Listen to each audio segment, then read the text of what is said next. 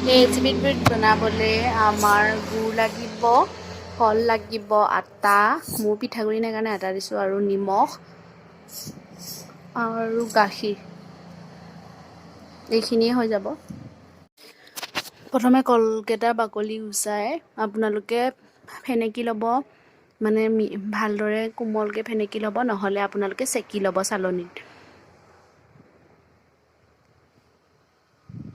মই ৰুকনিখনতে চেকি লৈছোঁ।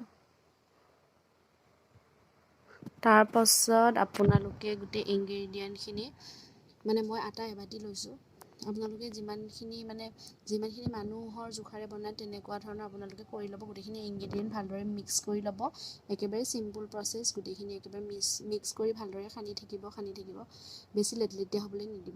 মিশ্ৰণটো তৈয়াৰ হৈ গ'ল, এয়া দেখিছেনে ইমান ধুনীয়া হৈছে মিশ্ৰণটো তৈয়াৰ হৈ গ'ল। গতিকে এতিয়া আমি ইয়াত তেলত ফ্ৰাই কৰিব লাগিব। ফ্ৰাই কৰোঁতে আপোনালোকে মিডিয়াম ফ্লেমত ফ্ৰাই কৰিব, আৰু পিঠাটো যাতে লাগি নধৰে সেইটো আপোনালোকে লক্ষ্য কৰিব।